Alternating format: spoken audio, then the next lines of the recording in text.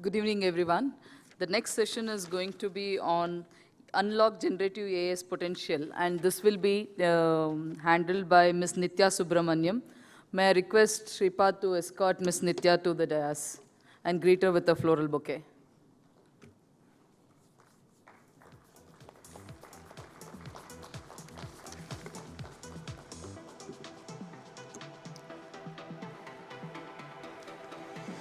Welcome to you, Nithya. Careful.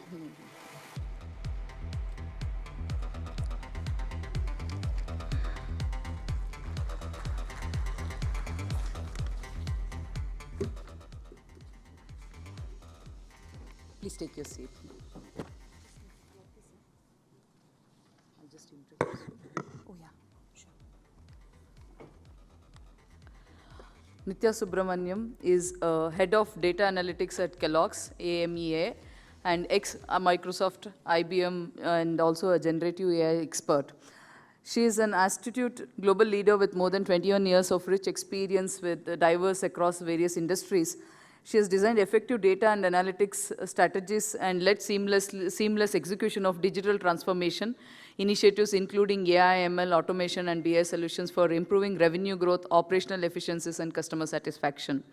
Extremely proficient in data science and machine learning and AI business implementation. She is adept in ensuring tight collaboration across cross-functional teams, partners, stakeholders, and customers to ensure alignment and integration of analytical solutions across the organization. Expert in building and nurturing data and analytics COEs to deliver efficient and scalable analytics to revolutionize operations and maximize ROIs. She is a mentor and thought leader with strong people management skills, and she is immensely capable of building and managing high-performing, successful teams, delivering business value through innovation. It's a pleasure to have Nithya with us, and welcome to you. Thank you. And over to you, ma'am.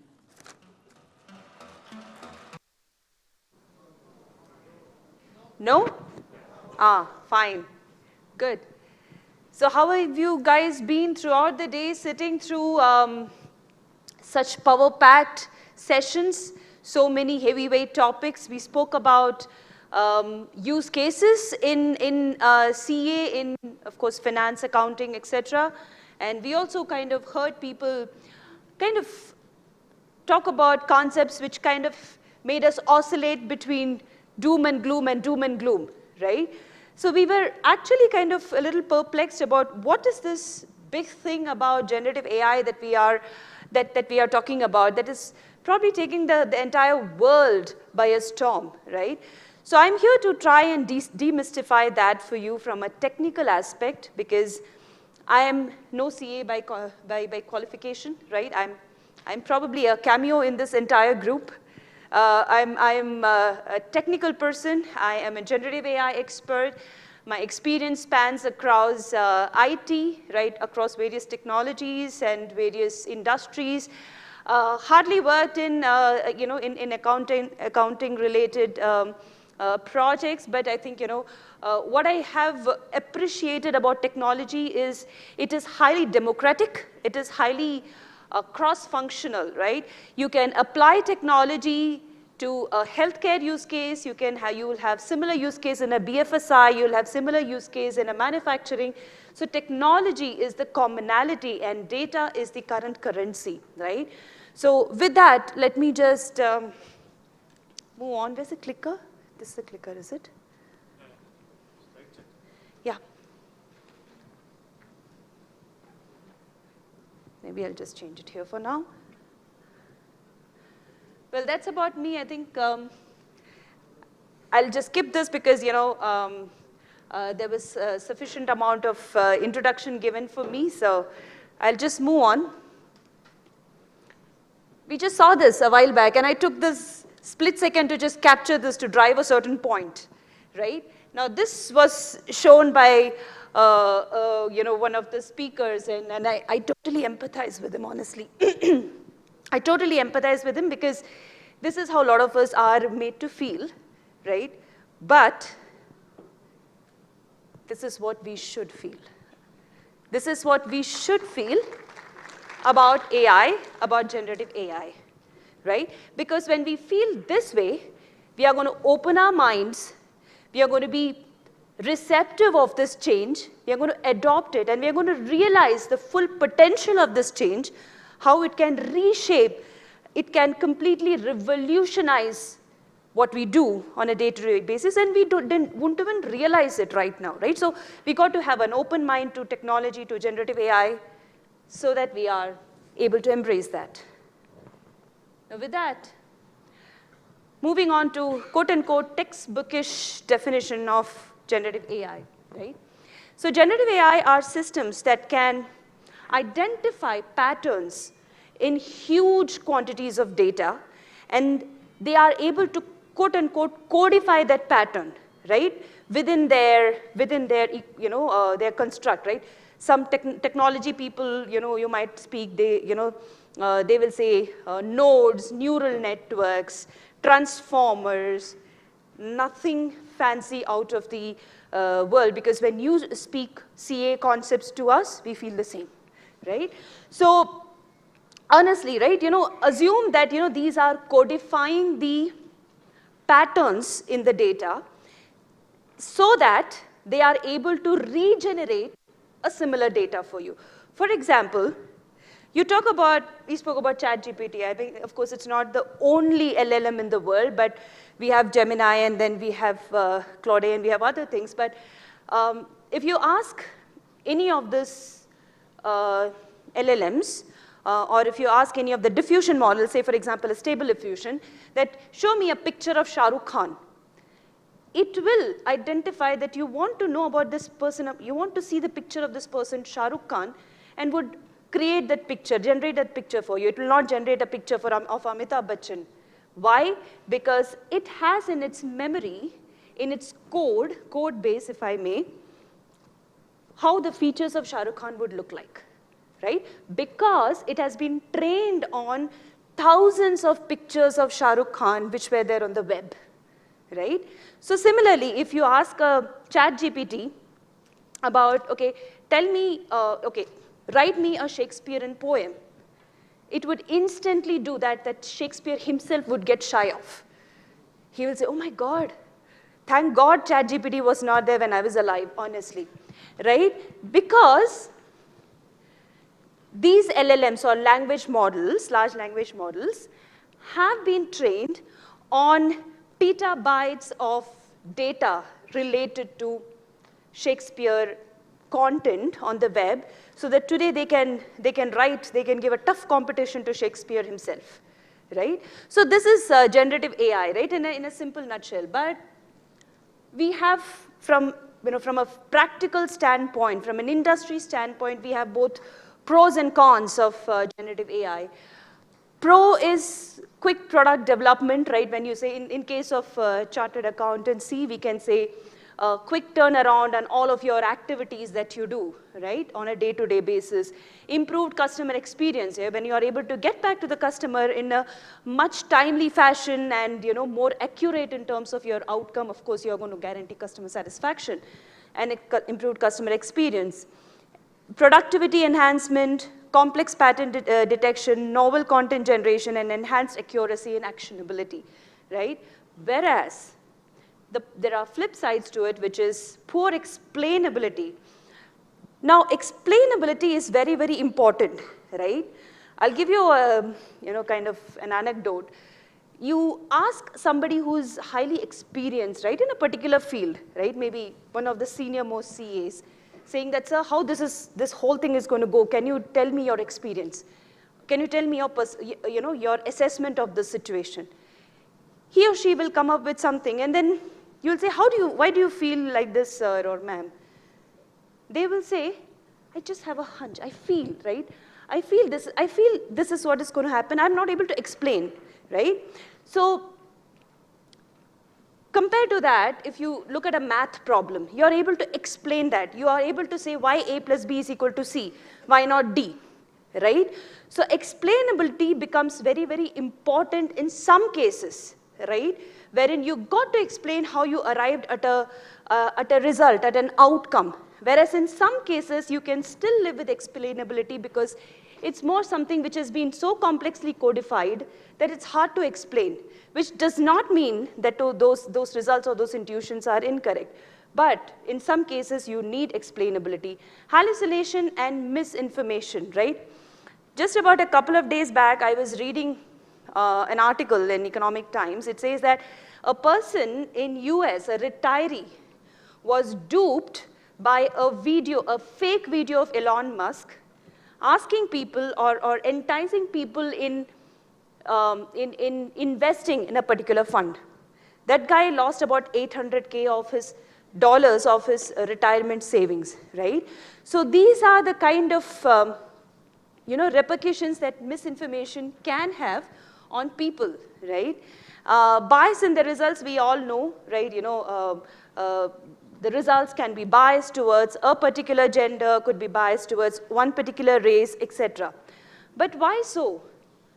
Because if you see, human beings had inherently been biased, historically been biased.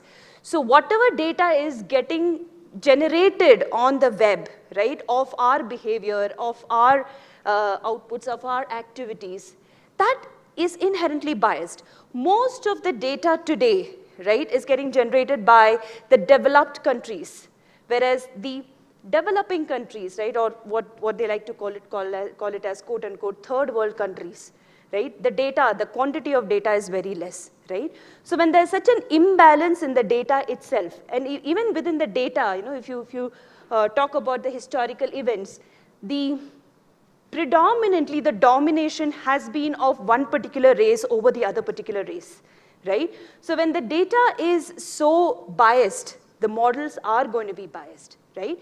So this is one aspect which through intuitive model development needs to be taken care of. High costs and complexities, right?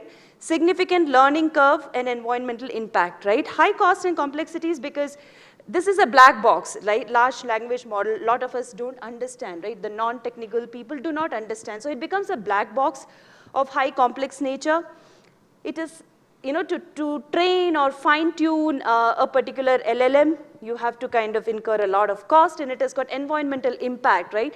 So Google, one of the Google's assessment said about 48% more carbon was sent in the environment by Google in the past 3 years, right? It increased by 48%.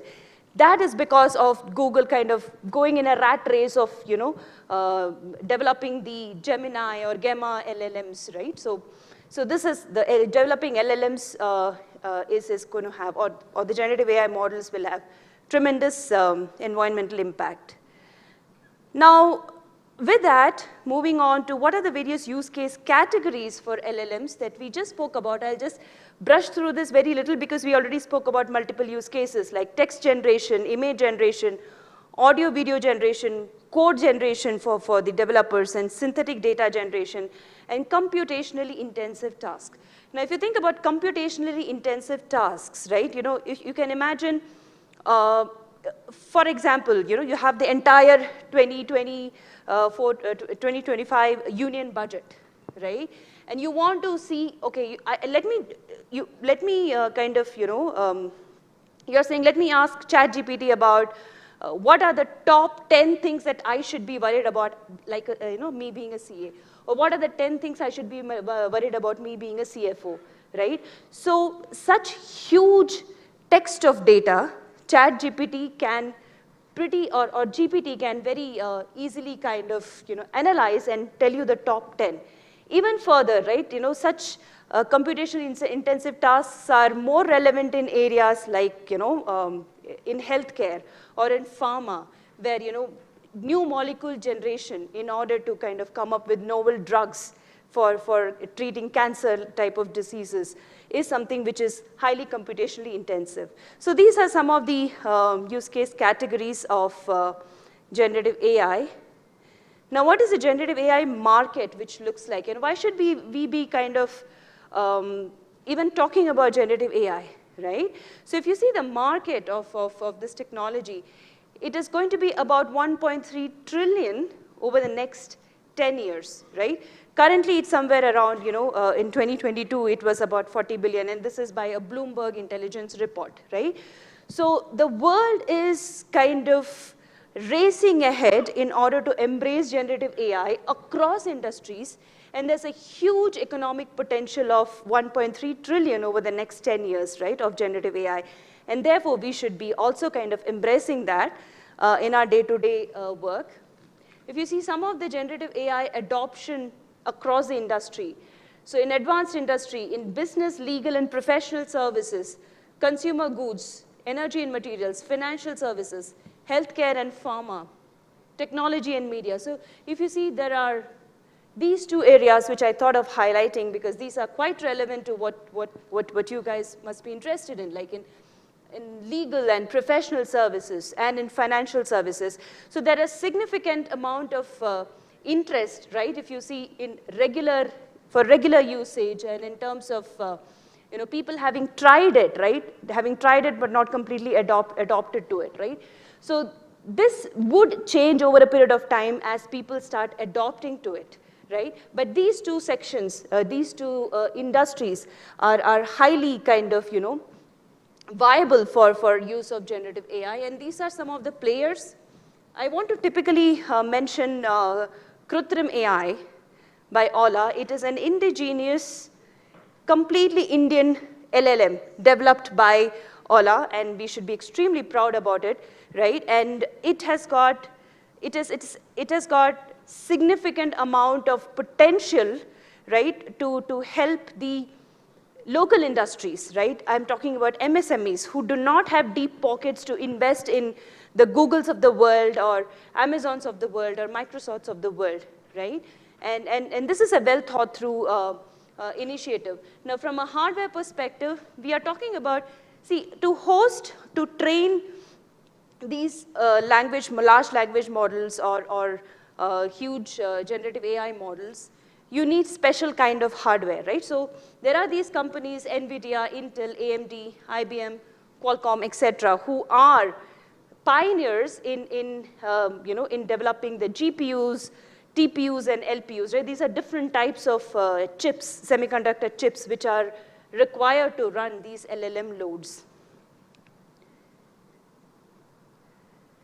Now, there are some common types of generative AI models.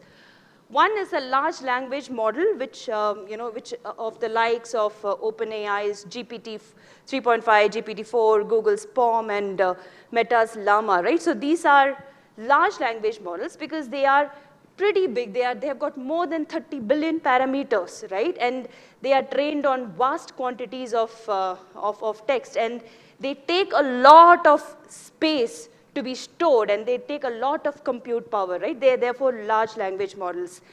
Now there is a cousin of this large language model, which is the small language model, which is more purpose-built, right? If you talk about GPT, right, or ChatGPT, for instance, right, it seems to be kind of a jack of all trades, an expert of none, right? You can ask ChatGPT any question from a recipe to solving problems in your life, right? You can ask any vast gamut of questions, and it would be kind of a very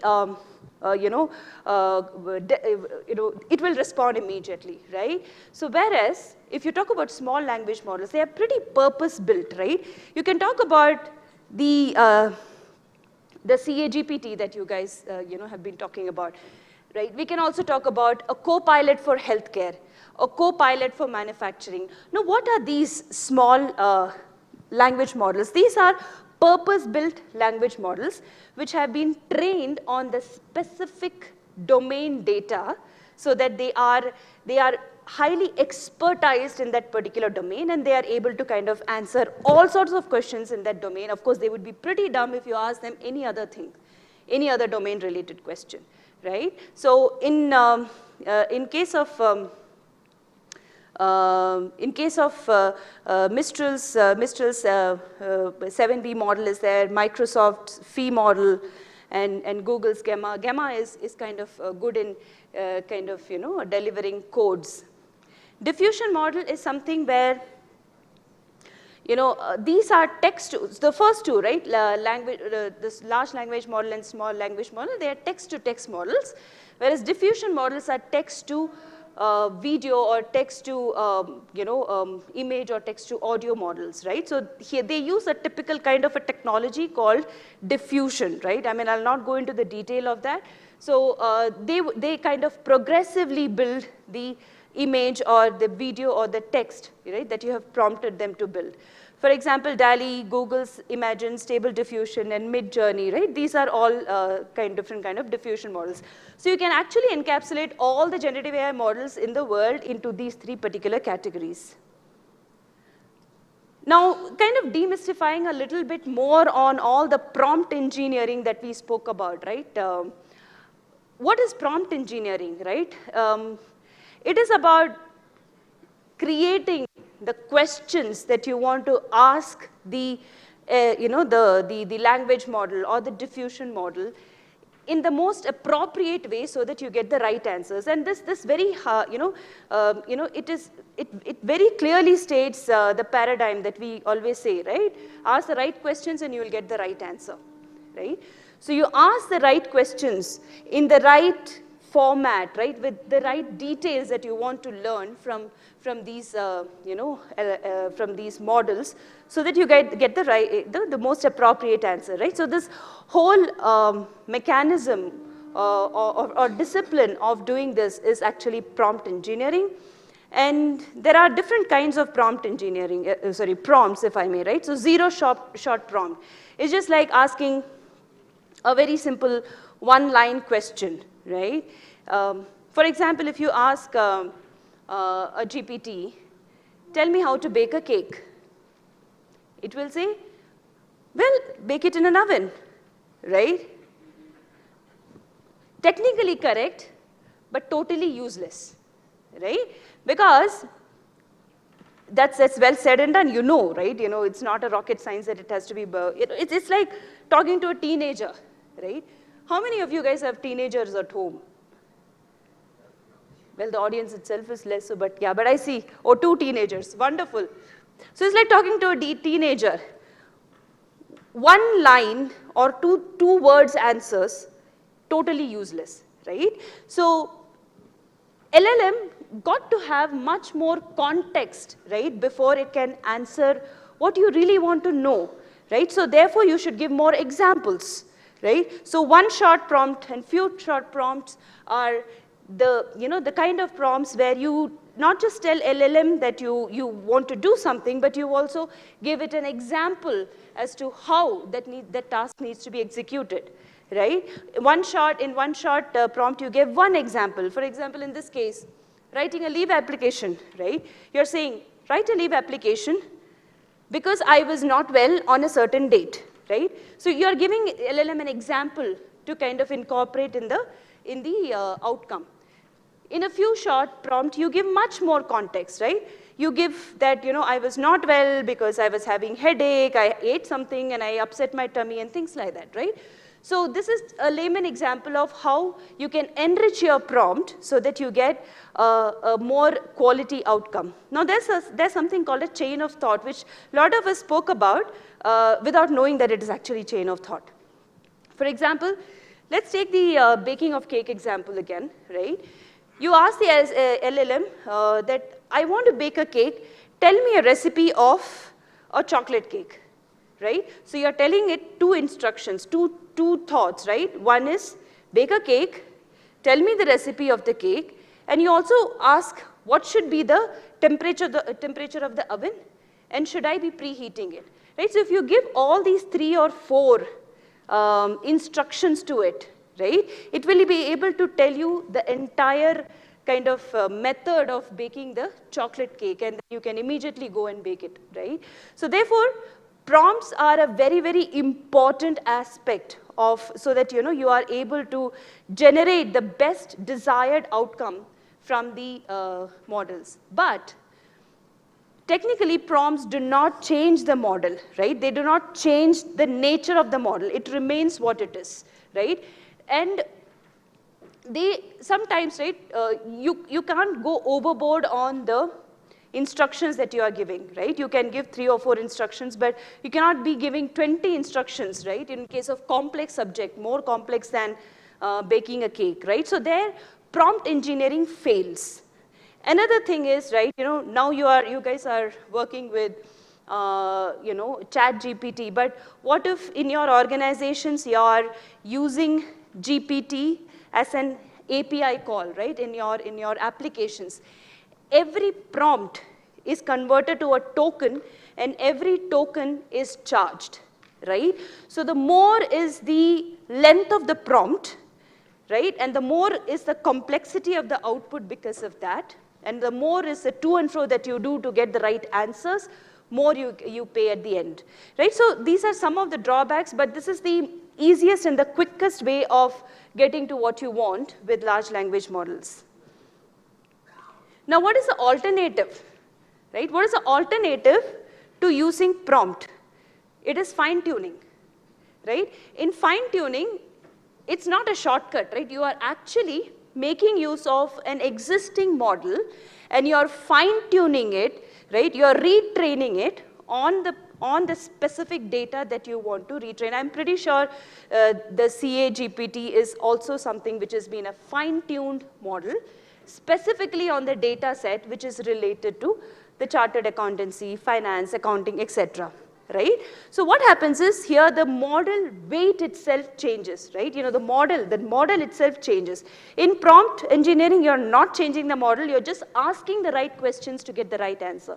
Here, you are using your proprietary data, your domain data, to retrain the model, change the nature of the model and the weight of the model, right? So this is what you're doing in fine-tuning, and since this is a huge task, what you have to do is you need to have access to all of the data, right? So the data collection becomes a little more complicated here. So all of this data, and then you got to feed it into your, into your LLM in specific instructions, right? Key value pair. And then the LLM gets trained on top of it, and it becomes from a very generic LLM or a generic SLM, it becomes a, say, a CA GPT, right? ICA GPT, right? So, and this is kind of a very, this is in terms of hallucination, right? That we spoke about.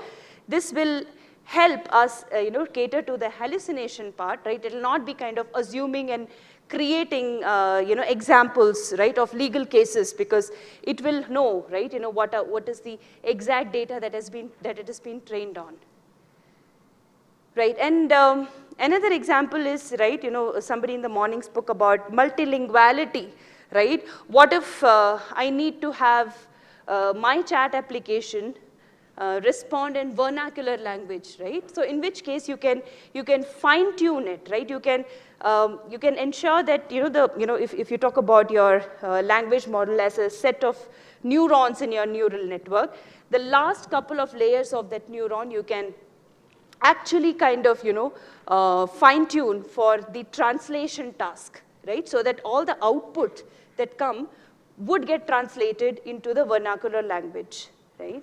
So this is fine-tuning, wherein, which is much more beneficial than prompt engineering. Still, there is a problem. And the problem is, there were, again, a few examples spoken in the morning, that can I ask GPT or Chat GPT or Gemini to give me a summary of the case which happened last month? It won't. It won't. Because it has been trained on data until December 2023. It does not have an iota of idea about that case. So it will not be able to summarize. What will you need for that to happen, right? It is something called retriever augmented generation, or RAG, right? This is, think about it, that you have your fine-tuned model, right?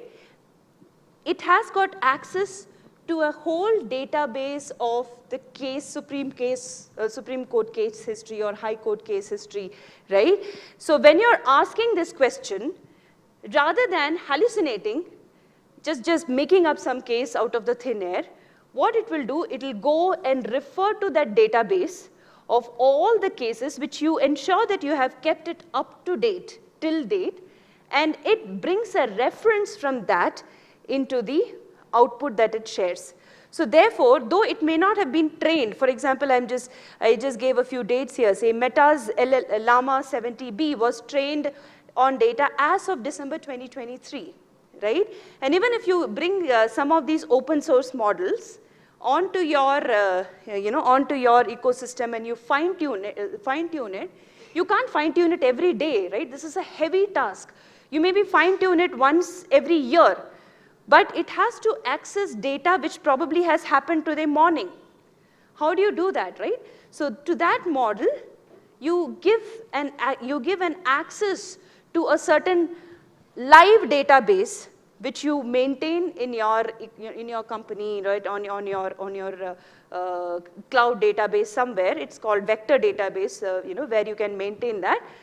So all the cases, all the current data, all the regulatory data also keeps getting changed, right? Every day now this GST norms are changing. Every day, different rulings are getting passed, right? The entire landscape is changing almost every day or a weekly basis, right? So you have a live database of all of that, and ensure that your LLM at the time of responding has got access to it.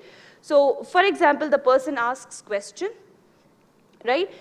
The question gets codified, and the agent which is working on this entire end-to-end process queries the database, brings back the relevant data, appends it to the prompt, sends it to the language model before the output is generated, right? So the language model is important because it has to talk like a CA, right? It shouldn't be talking like some normal person, so that the knowledge of the language model in terms of kind of interpreting this data which comes out of the database and presenting it in a shape and form that you can directly consume is very, very much important, as important as the data itself, right?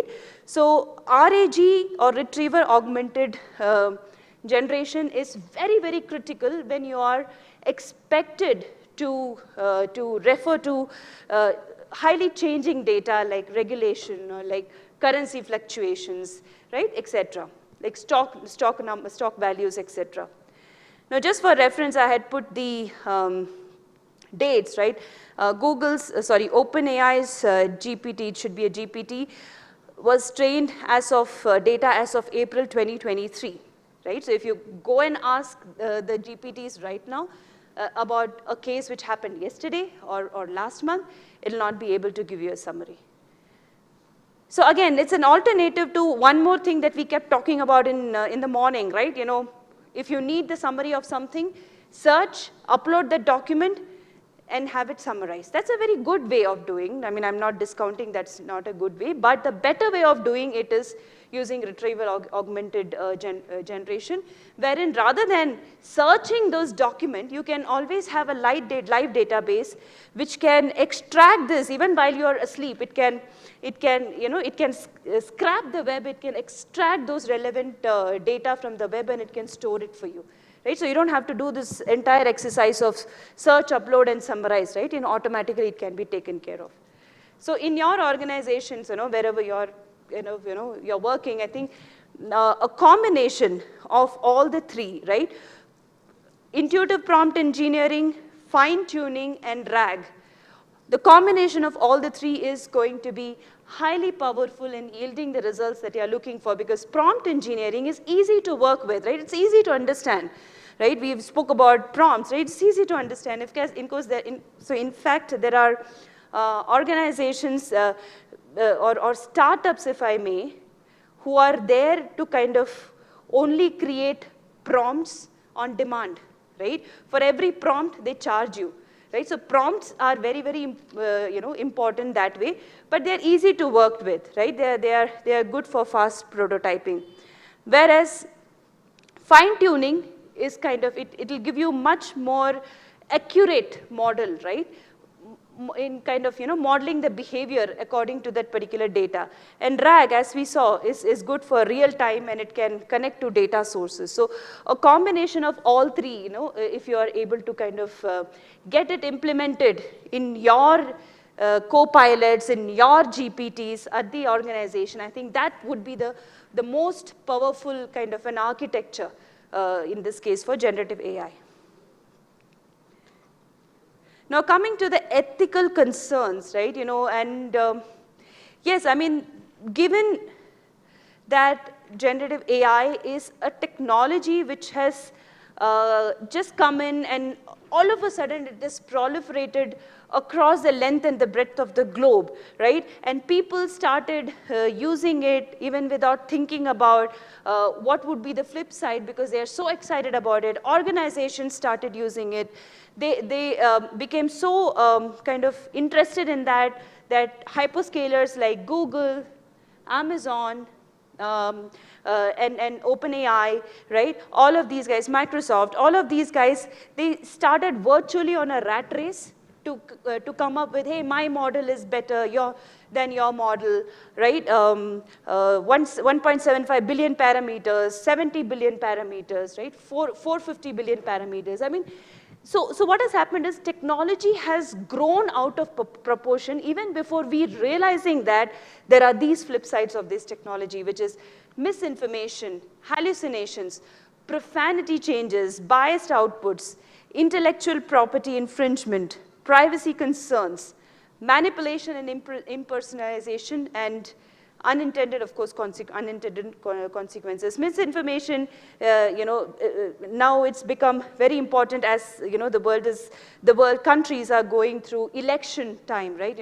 US elections are around the corner in November, and then there are a lot of activity on the web in spreading misinformation, right, about the candidates, right?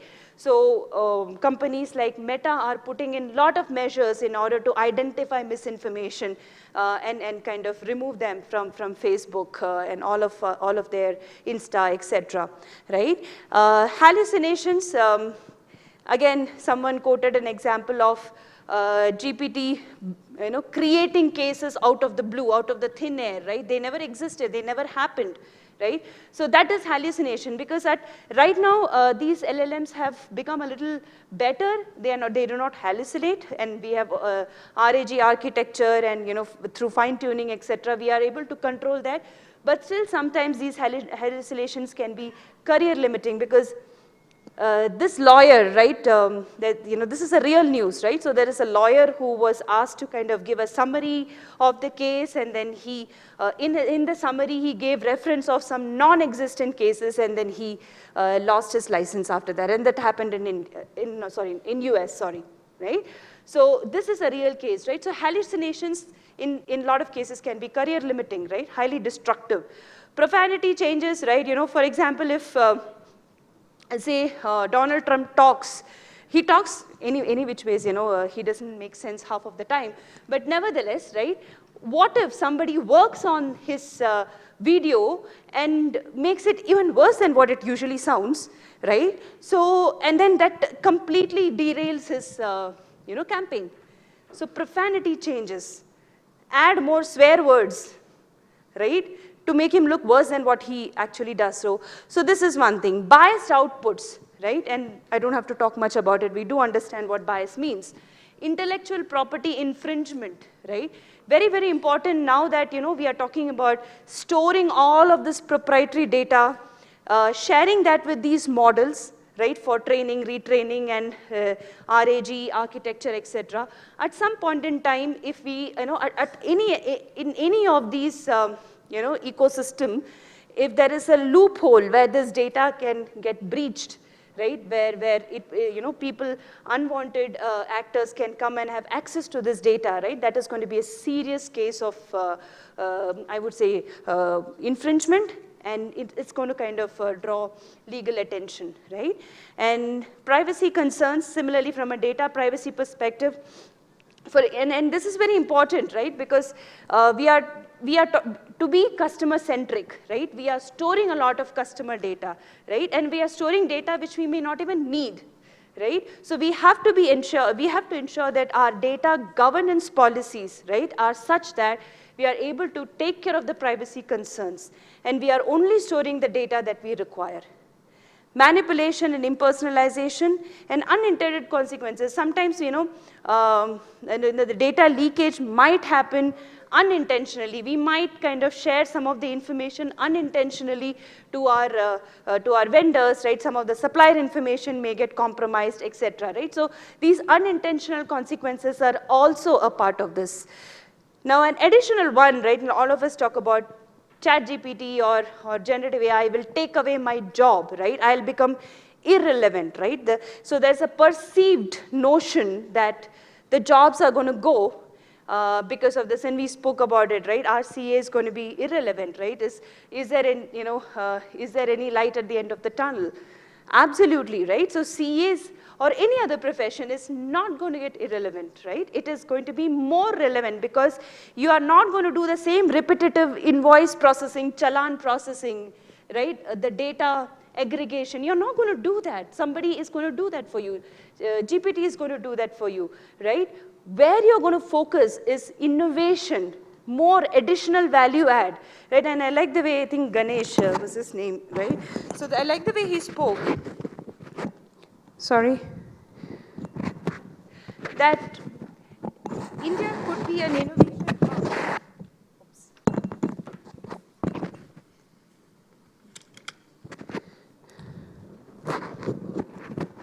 Okay, so India could be an innovation hub because we have got so much ideas, right? First of all, we have, our country is full of problems, full of litigations, right?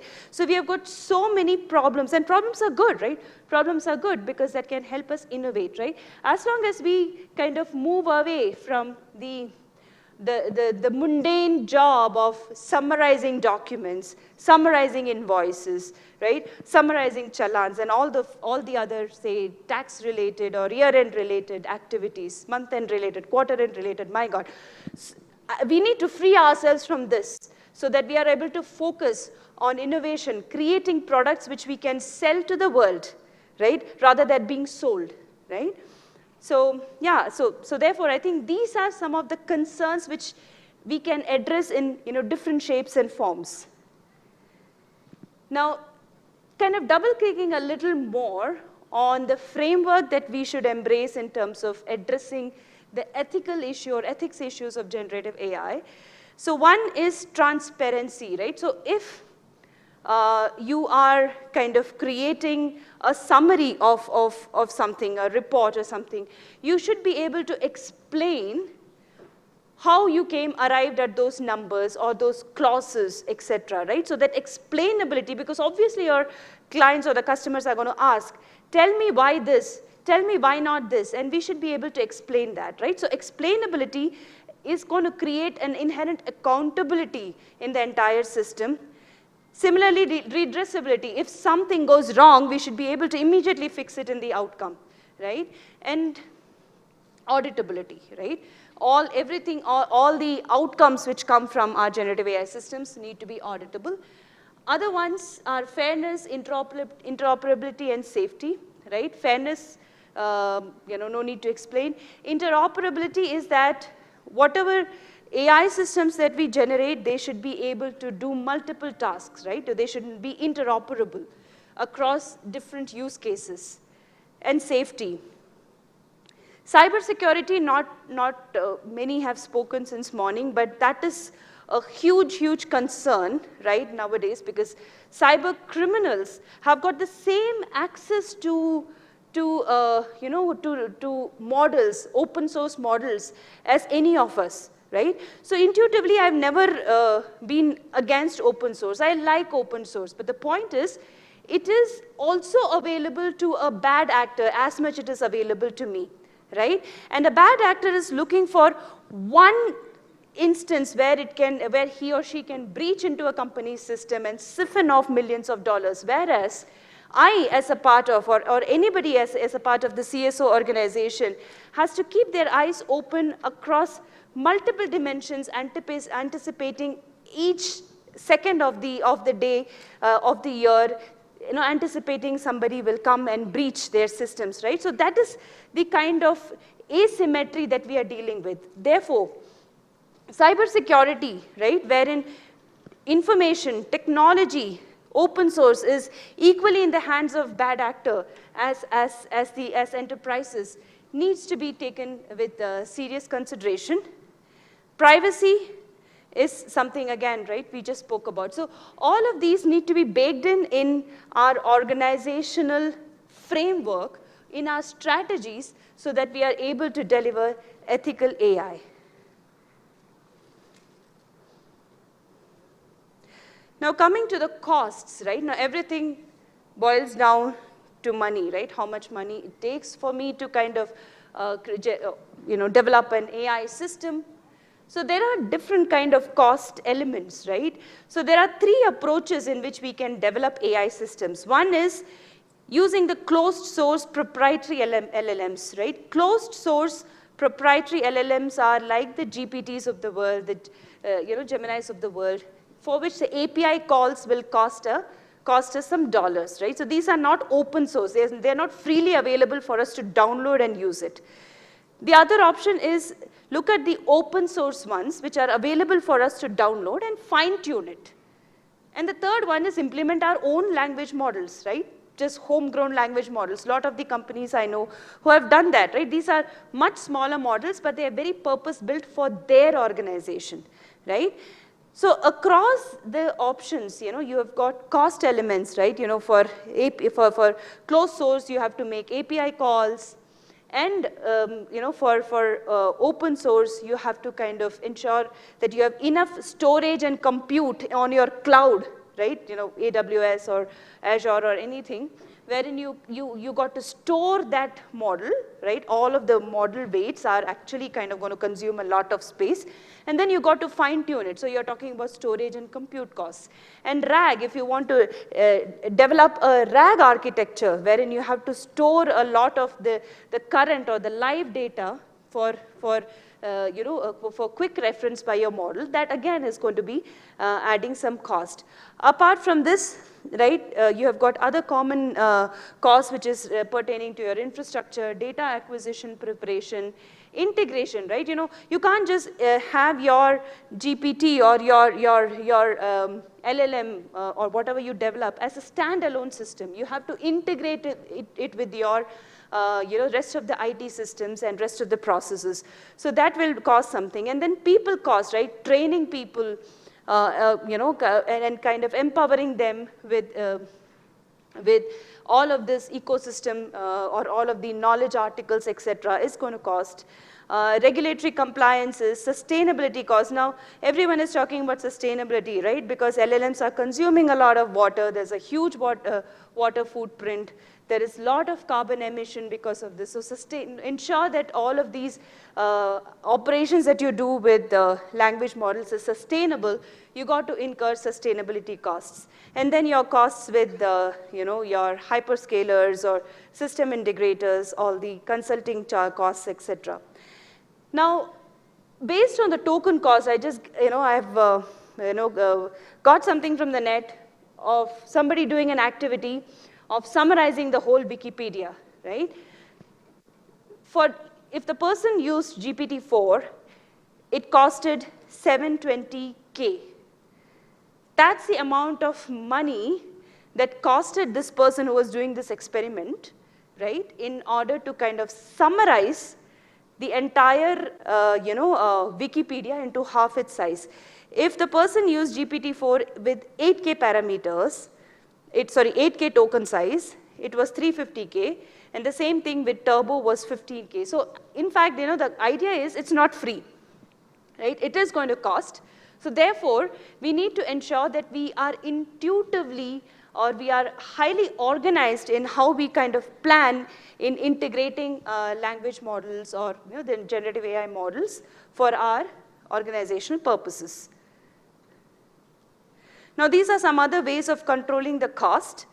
For example, leveraging existing models rather than creating your own LLM or generative AI model, because that's going to be an expensive affair. You got to spend on talent, you got to spend on huge volumes of data, you got to spend on huge amount of compute, right? Rather than that, why not use something which is existing? And there are too many of them existing, right? So I think that would be a better choice rather than developing your own.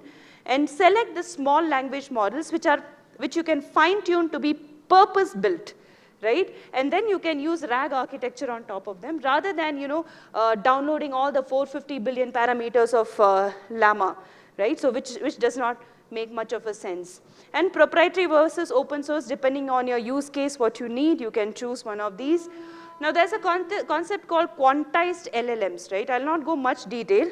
Just imagine that your LLM is constituted of 100 weights, right? Quote unquote. Each weight is a floating point number, right? And it's a floating point number with 16 decimals. That will, that will occupy a huge amount of space. If you reduce that 16 decimals to say 4 decimals, it will take much less than half the space, but it will not compromise on the accuracy, right? So you can choose to use quantized models, right, which are kind of compressed, right, in terms of their size, but without much loss in accuracy.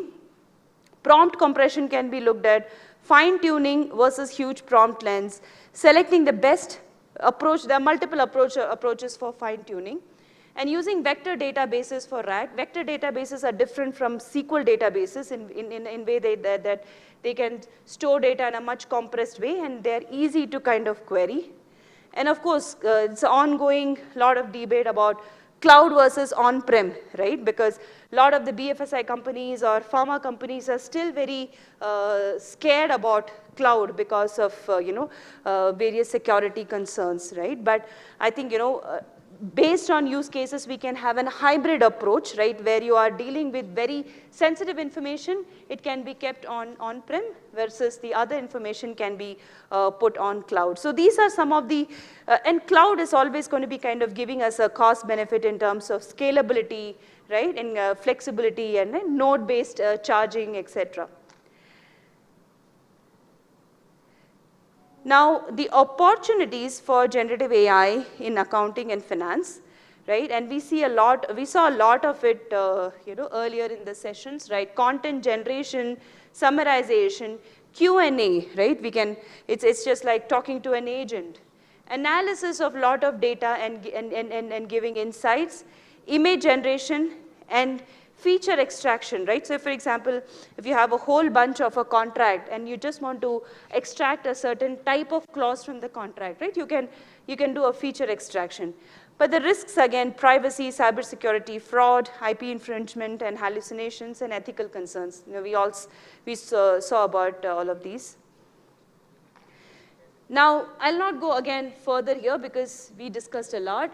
Reconciliation and anomaly, we didn't speak about anomaly detection, right? Usually in case of transactions data, right? Credit card transactions or bank transactions, anomaly detection is a very good use case, right? That can really help us identify any wrongdoings, right? Or bad transactions that we need to be flagging, right?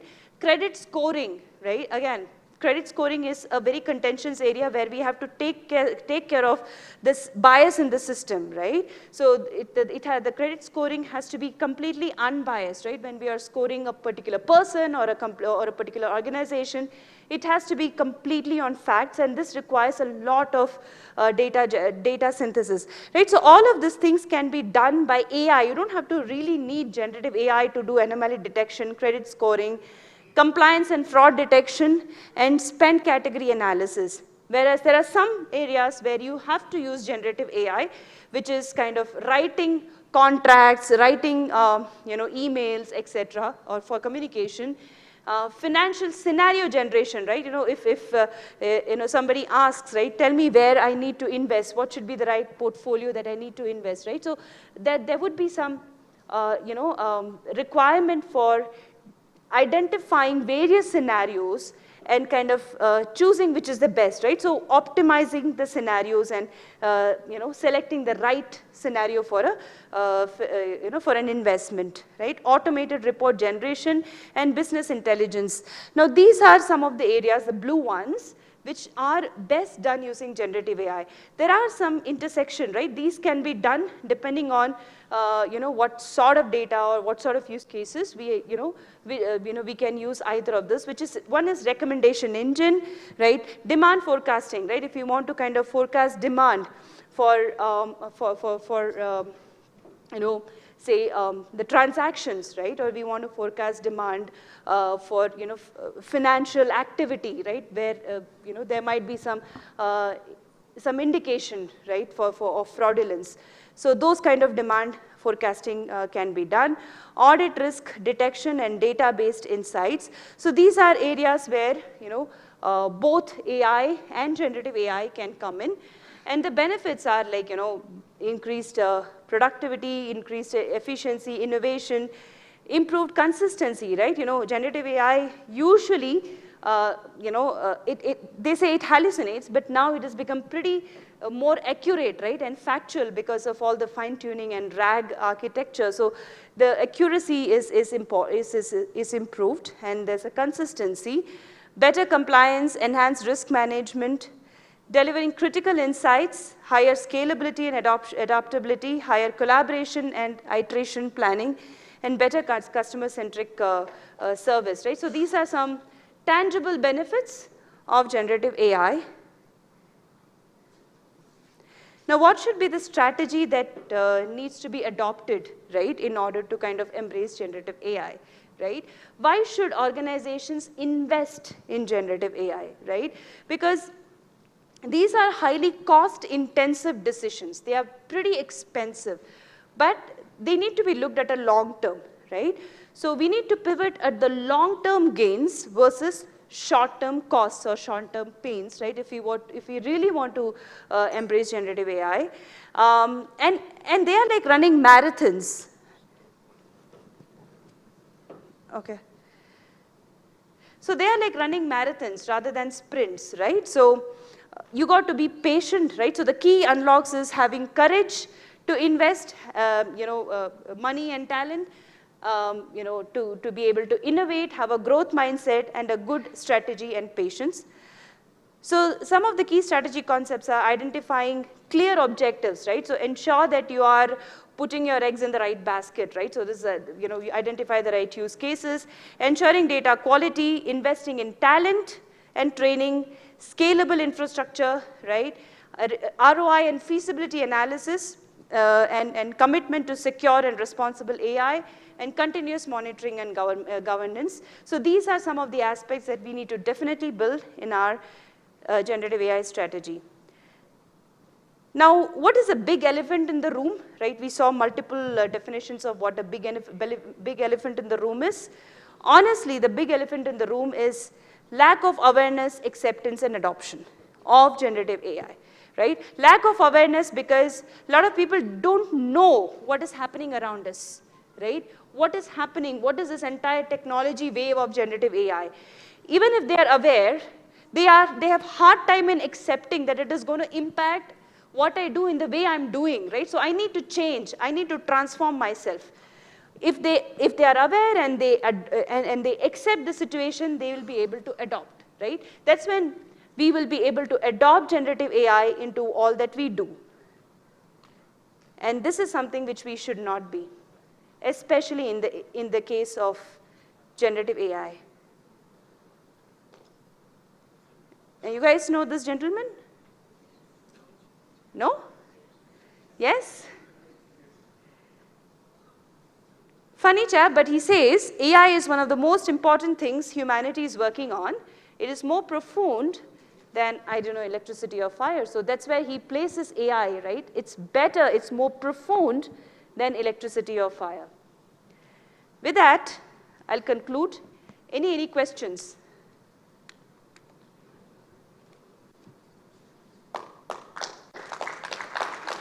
Okay. So when you said the cost of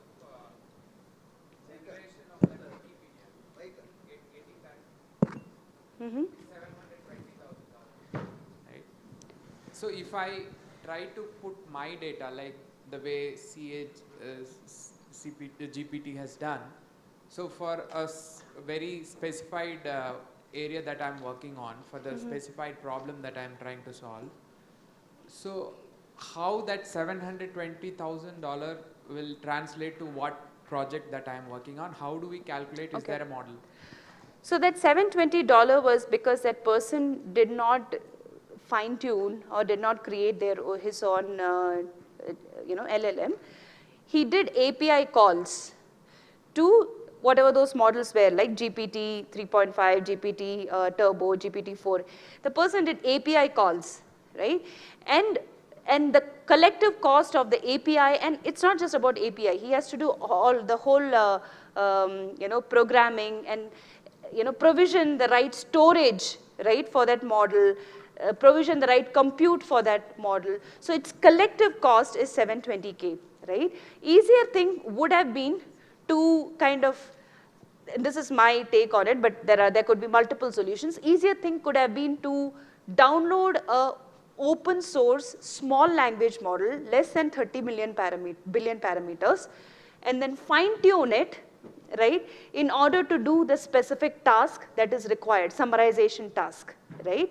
In your case, whatever be your specific use case, you can probably think about doing that rather than kind of investing.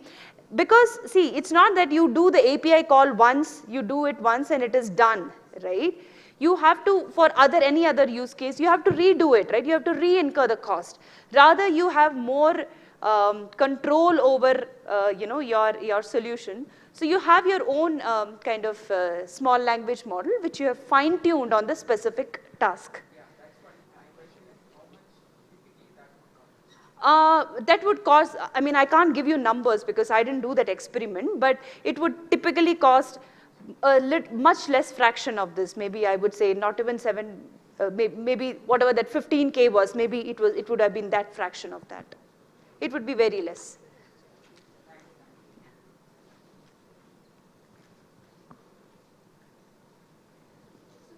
Okay?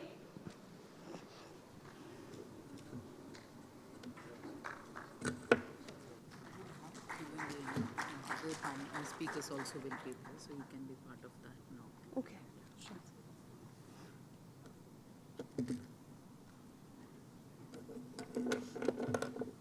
Please take your seat. Yeah.